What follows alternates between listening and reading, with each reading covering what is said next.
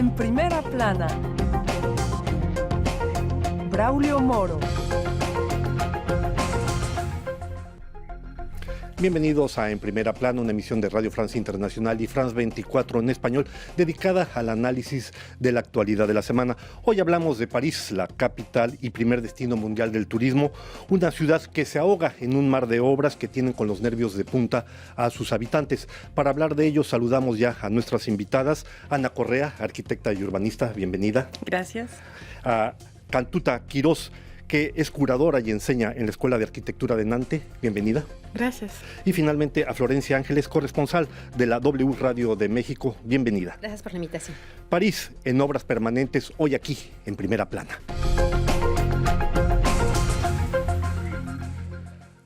París es conocida en el mundo entero por su arquitectura, sus barrios típicos, su catedral vieja de muchos años, su comida, pero pocos turistas saben que París es una de las ciudades más densamente pobladas del mundo. Con un promedio de 21,000 habitantes por kilómetro cuadrado, se ubica entre las que precisamente sufren más precisamente por esa densidad de población. Además, recientemente se están realizando una serie de obras en una superficie muy pequeña, por lo que esta capital está agobiada por todo tipo de trabajos que, aunque se espere mejoran el nivel de vida de sus habitantes, ni más ni menos está provocando innumerables problemas el día de hoy. Vamos a ver lo que dicen algunas portadas de los diarios franceses a este respecto.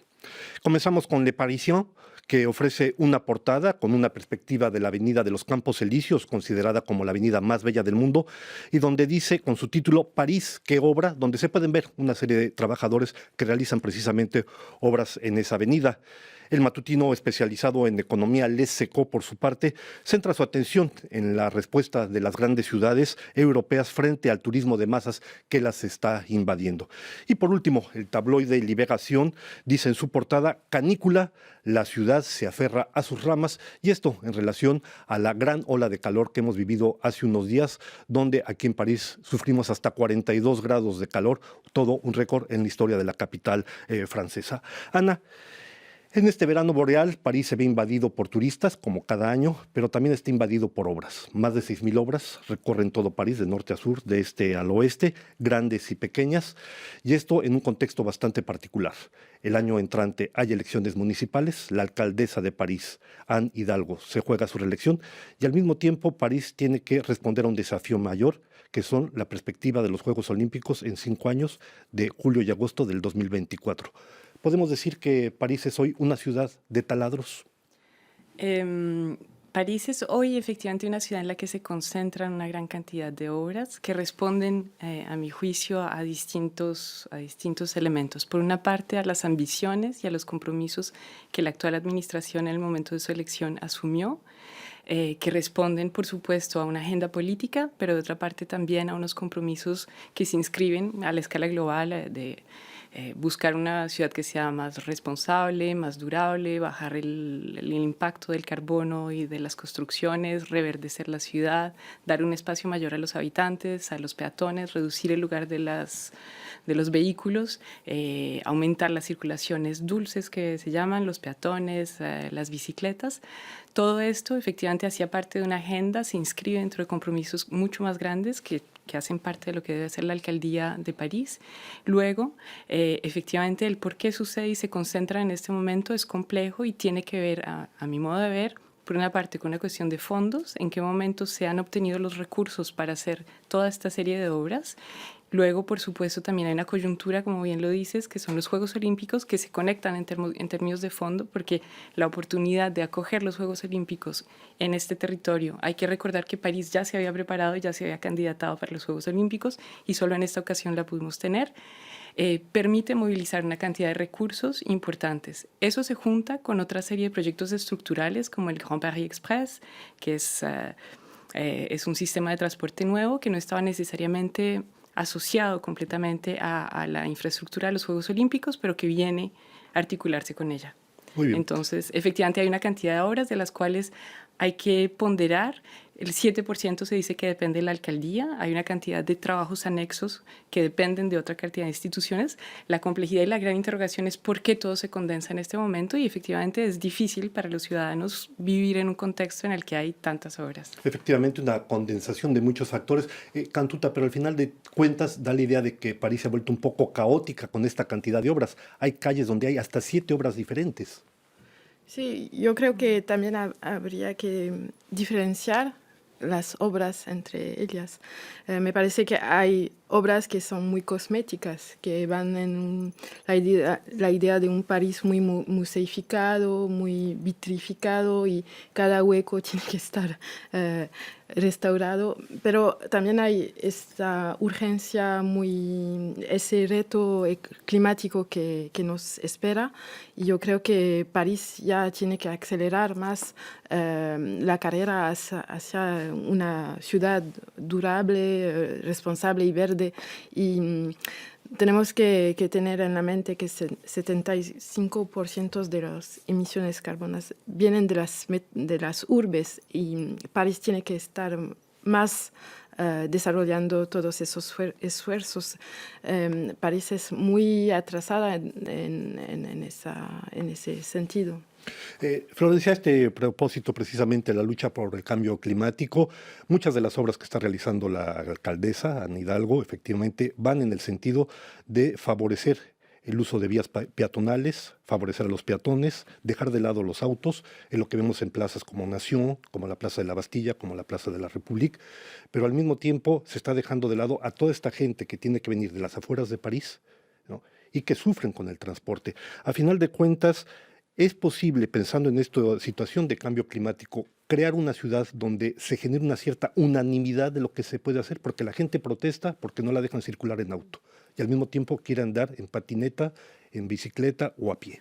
Yo creo que ahí lo que hace falta justamente es que no sea únicamente un proyecto de París, ¿no? Sino que París hable, la alcaldesa Ana Hidalgo, realmente se dejen a un lado los intereses políticos de izquierda, de derecha, y se haga una concentración y una unanimidad en torno a todo lo que es Île-de-France, ¿no? Toda la banlieue, como dicen aquí, todos los barrios que son a proximidad de París, para que la gente pueda dejar su carro, porque es cierto que no todas, afortunadamente en París tenemos una capital llena de redes de autobús, de metro, del transporte o del tren suburbano, pero eso no quiere decir que toda Francia es igual, e incluso a los alrededores de París no está también conectado en medios de transporte. Entonces yo creo que ahí se tendría que hacer un plan para decir, a ver, los que viven muy lejos pueden dejar sus automóviles alrededor con parkings gratuitos o con subvención o de alguna manera que sea abordable.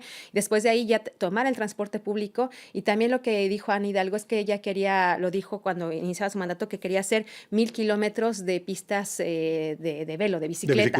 Entonces, ahí realmente, si lo quiere hacer, también se tiene que transformar la ciudad. Yo creo que en términos de necesidad, sí es necesario que haya una transformación. No podemos, una población que sigue creciendo no puede finalmente quedarse con las obras de hace 50, 100 años, ¿no? Tiene que transformarse y la gente también tiene que sentirse que es escuchada, ¿no? Que a ver, si tenemos una obra pública en este sector, va a haber ciertos apoyos, a lo mejor, que le explican a la gente de qué se trata, que como decía Ana, ¿no? Este Gran París va a ser una obra que va a ligar, digamos, toda la periferia, y eso es muy importante que se vea. También, otra cosa que hay que entender también es que yo creo que a veces como que estamos saturados, porque no solamente vemos los trabajos, las obras en las calles, también hay muchas obras en el transporte público. Entonces, a veces la gente dice, a ver, voy por arriba, ¿no? En mi carro es imposible, voy por abajo del transporte público, ya me dicen que cambie 3 veces porque están también en obras, por ejemplo, el RER A, que es el que circula y atraviesa también París de oeste a este. Entonces, yo creo que es también por eso la saturación de la gente. Pero bueno, finalmente se tiene que transformar. Vemos ahora en la canícula, como comentabas en la portada, la gente buscaba espacios verdes, la sombra de un árbol, salir de sus casas para tener a eso. Y realmente no había, ¿no? O sea, hay zonas donde sí hay finalmente estos pulmones que tiene París, pero fuera de ello no hay. Creo que para dar más elementos a nuestro público es importante que ustedes sepan lo siguiente. París se encuentra dentro de lo que se conoce como la región Île-de-France, Isla de Francia, donde está compuesta de más de otras 7 ciudades, y en ella habitan 12 millones de personas. Es una red de transportes muy densa. Hay más de 300 estaciones de metro, hay más de 250 estaciones de red suburbano, el RER, y sin embargo todo esto no basta porque mucha gente tiene que atravesar de uno a otro lado de la ciudad para poder trabajar aquí en el centro de París.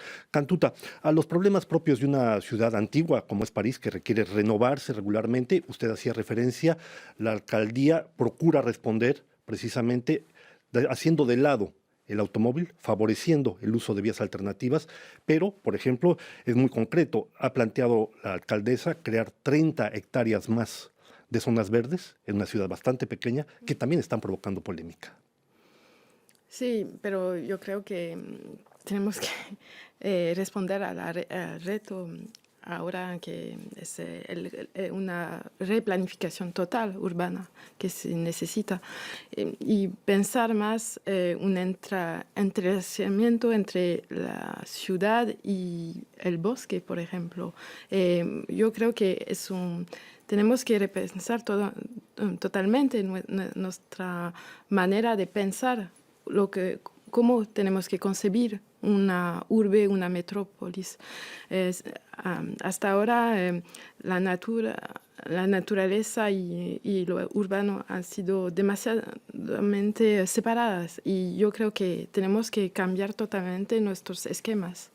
A este propósito, cambiando de esquemas, una cosa que llama mi atención, Ana, es que cuando uno analiza esta cantidad de obras que se están realizando, es una especie de 1000 hojas, pastel 1000 hojas, donde una parte son obras realizadas por la alcaldía, otra son realizadas por el sector privado, por ejemplo, cuando se tiene que hacer la fachada de un edificio, otras son realizadas por los operadores, la fibra óptica, los teléfonos, el gas, y al final es una maraña burocrática que hace mucho más denso, mucho más problemático precisamente esta integración del habitante de la ciudad a su conversión, a su reconversión.